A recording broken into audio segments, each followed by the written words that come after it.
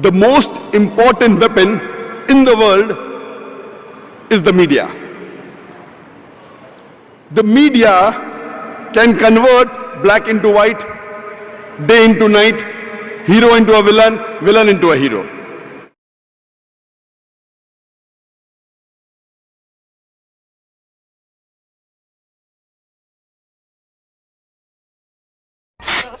Il n'y a que des innocents ici, il n'y a pas de base militaire. Que cherchent les Américains en Afghanistan? La cachette d'Oussama Ben Laden? Il n'est pas ici. Pourquoi nous a-t-on bombardés?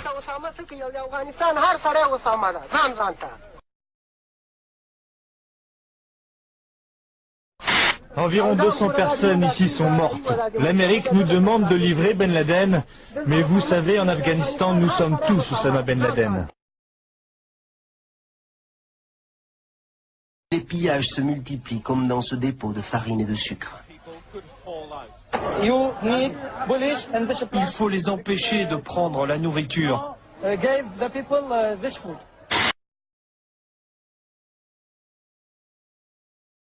Oui, on a l'autorisation. Les Britanniques nous ont dit qu'on pouvait se servir.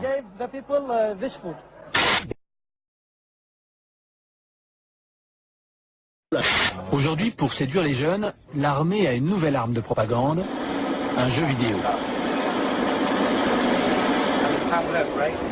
Le joueur se glisse dans la peau virtuelle d'un soldat américain. Ce jeu a coûté 7 millions de dollars à l'état-major, mais il est offert gratuitement sur le site internet de l'armée. J'ai envie de jouer quand je regarde le journal de TF1 le soir et que je vois la guerre. Je vois la guerre en Irak. Et sincèrement, j'aime beaucoup les États-Unis, j'ai très envie de les aider quand je les vois comme ça.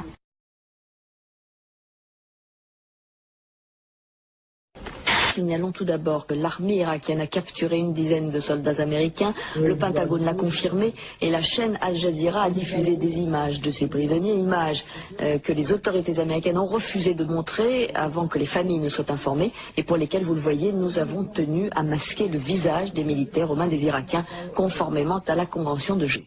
Nous vous les présentons en dissimulant leur visage conformément à la Convention de Genève sur les prisonniers de guerre. Ils ont été capturés ou se sont rendus d'eux-mêmes. Leur visage ne trahit aucune fatigue. Ces 250 hommes ont à peine eu le temps de se battre, de défendre la ville d'Umm Qasr.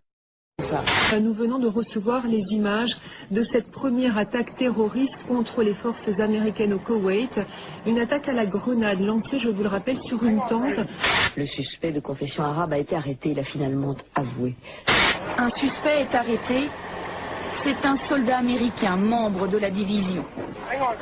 Donc un soldat américain de confession musulmane et non pas de confession arabe, comme je l'ai dit. C'est presque comme une action de jeu. On fait beaucoup de comparaisons avec le football. Saddam Hussein peut bien espérer disputer un nouveau round de fausses concessions, de fausses transparences. Pas de doute, il va vouloir jouer une prolongation. Mais la partie est finie. Cette fois-ci, le conflit se déroule pratiquement en direct, à la manière, si je puis me permettre, d'un match de football. On en a tué pas mal près du pont, à Bassora. On a eu notre part, on a été bien servis. Merci Bill. Laissons les Français siroter leur vin pendant qu'on fait le boulot de nettoyage. Après ça, il ne faut pas qu'ils se demandent pourquoi on les déteste autant. Le Daily Mail, lui, traite Jacques Chirac de Pimp of Paris, le maquereau de Paris. Les Français ont perdu la Deuxième Guerre mondiale en à peu près 20 minutes. Si les Américains ont le droit d'être contre la guerre en Irak, pas les Français.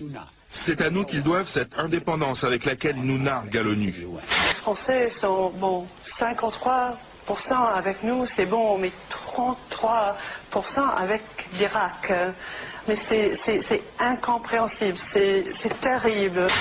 Si on peut faire ne serait-ce qu'une toute petite chose, une chose spéciale, comme ne pas acheter du vin français ou allemand, parce qu'ils ne nous soutiennent pas, si on peut faire ça, ce serait une manière de dire à nos gars, on est derrière vous à 100%.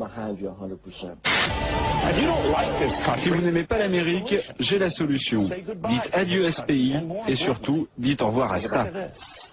Demande à Jacques Chirac s'il veut répondre à de nouvelles questions de la presse française. C'est vous le patron, lui répond-il. Ah bon, c'est moi le patron, alors allons manger. Tout est dit.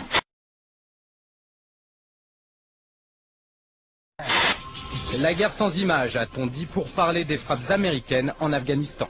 Pourtant, mercredi, dans son journal de la nuit, France 2 nous montre enfin à quoi ressemblent les combats. Voici les premières images de combat entre l'Alliance du Nord et les talibans sur le front nord-est de l'Afghanistan. Jeudi, la plupart des chaînes emboîtent le pas et toutes sont d'accord, ce sont les premières images du front. Des accrochages assez violents se seraient déroulés autour de Kunduz, qui est une ville qui n'est pas très loin de l'endroit où nous nous trouvons. Pendant ce temps, les combats continuent entre talibans et opposition afghane. Dans ce journal, nous verrons aussi ces premières images de combat au sol entre les talibans et l'Alliance du Nord. Premières images d'une offensive de l'Alliance du Nord. Ces scènes de combat, filmées hier par une télévision libanaise, sont les premières images des affrontements qui opposent l'opposition afghane aux talibans. Seulement voilà, ces images n'ont pas été tournées cette semaine. L'équipe du zapping de Canal+ constate qu'elles sont en fait issues d'un documentaire diffusé sur Arte en août 2000. Pour preuve, ces images où il évite de justesse les trajectoires meurtrières de 2 roquettes antipersonnelles.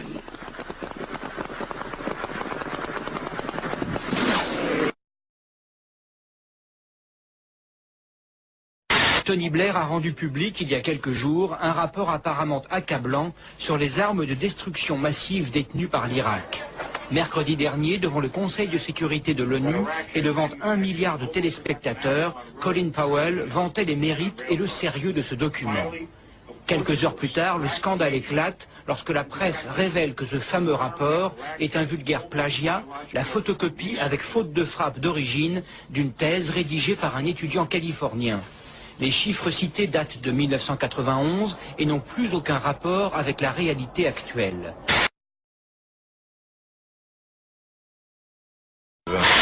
Je suis stupéfait à quel point on ne comprend pas notre pays, tous ces gens-là qui nous détestent. Je n'arrive pas à y croire, car je sais à quel point nous sommes bons. La preuve ?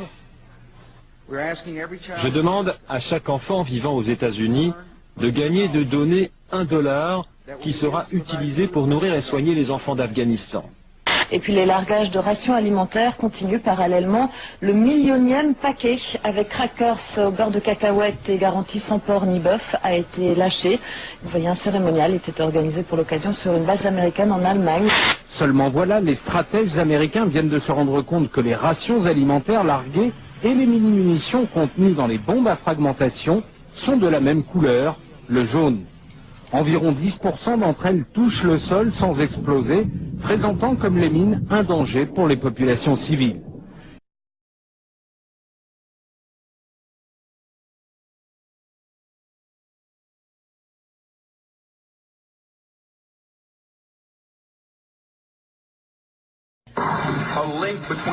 Regardez bien en bas de l'écran.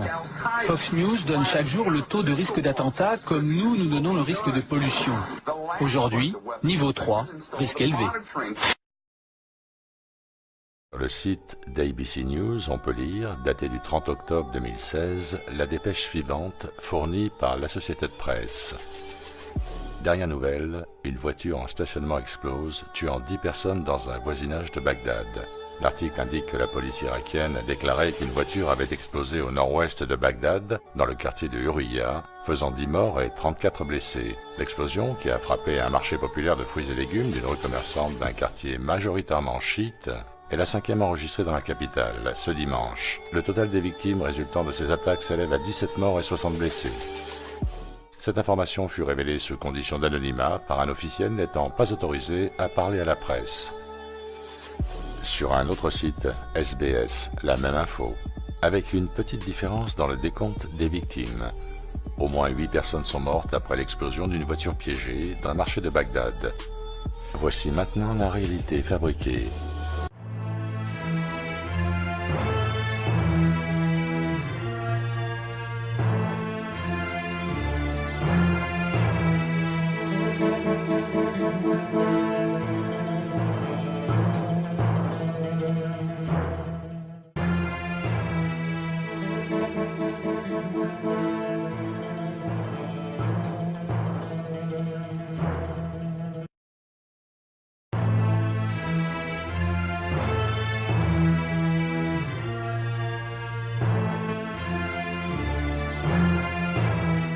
Les acteurs entrent en scène.